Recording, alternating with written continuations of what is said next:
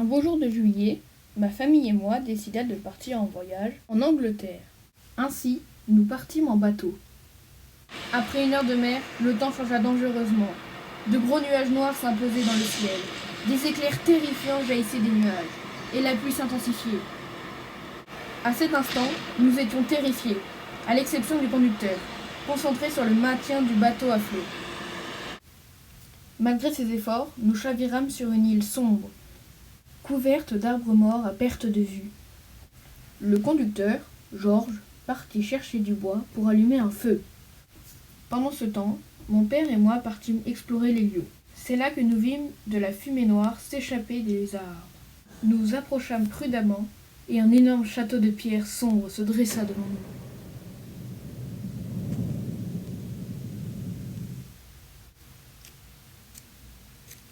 Après une exploration craintive de la cour, qui nous semblait abandonnée, nous retournâmes au bateau où nous découvrîmes Georges, pas peu fier de son feu. Il écouta notre récit. Nous dînâmes avec quelques poissons pêchés habilement par mon père. Le lendemain matin, il nous expliqua que le bateau avait subi de gros dégâts. Seul et isolé, il ne nous restait plus qu'une solution. Retourner au château pour y trouver des outils.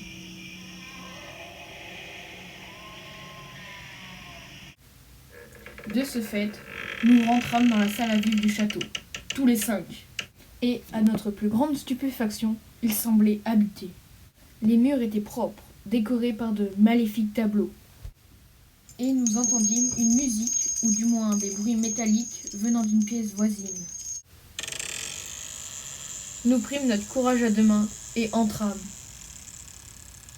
Un grand personnage d'apparence plutôt âgé, blond, au nez busqué et aux yeux en amande, vêtu de blanc, se dressait au milieu de la pièce.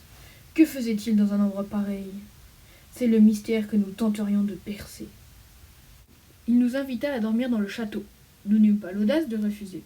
Après le dîner, nous allâmes nous assoupir. Soudain, nous entendîmes des cris familiers. Nous les avions déjà entendus sur le bateau. Ces cris ne pouvaient venir que de la chambre du gardien.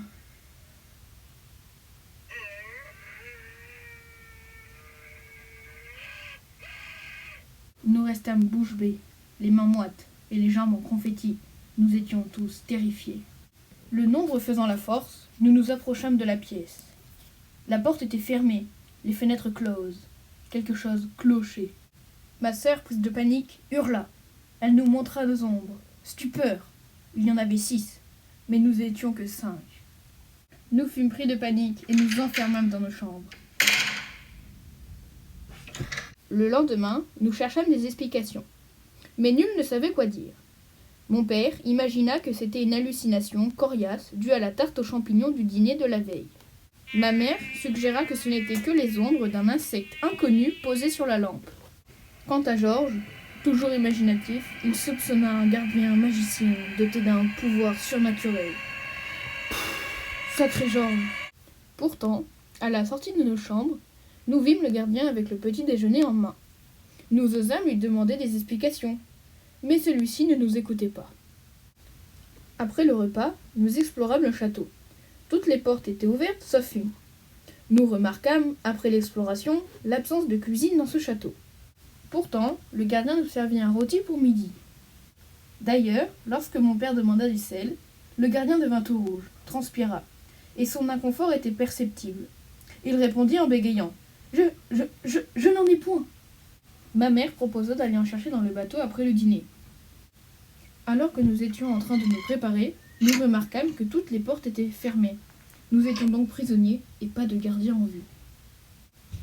Mais la nuit venue, encore ces cris, toujours ces mêmes cris.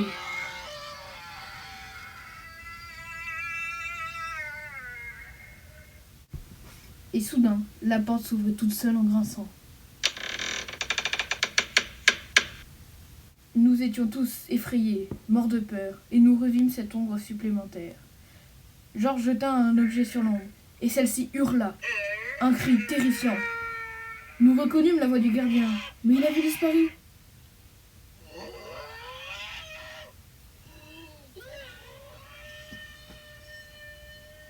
Le lendemain, toujours prisonniers, nous réfléchissions à un plan. le monde a un point faible. Certains craignent les araignées, d'autres les requins. Mais soudain je criai. Mais oui, bien sûr! Le sel! Tout le monde me regarda, les yeux écarquillés. Puis je leur racontai l'histoire du sel sur le rôti et du fait que nous fussions prisonniers depuis cet incident. Nous réussîmes à sortir sans bruit grâce à l'épingle à cheveux de ma mère, et nous nous dirigeâmes vers cette mystérieuse porte qui était restée fermée depuis notre arrivée. Mon père l'ouvrit avec la même technique. Nous tombâmes sur la mystérieuse cuisine. Nous cherchâmes le sel et ma mère le trouva en triomphant. « Je l'ai !» Puis, sur ces mots, le gardien arriva en courant. Cela s'entendait. Nous eûmes tous peur. Mais courageusement, je lui lançai le sel, et se mit à rétrécir et à baver très étrangement, jusqu'à se transformer en un inoffensif escargot. Puis Georges s'exclama. « Mais qui avait raison ?» Tout à coup, une musique stridente, une agitation, et une voix, cette voix. « Oh, oh, jeune homme, on est arrivé. Il est temps de débarquer. » Et sur la chemise de ce personnage abordait l'insigne. Georges, personnel de bord.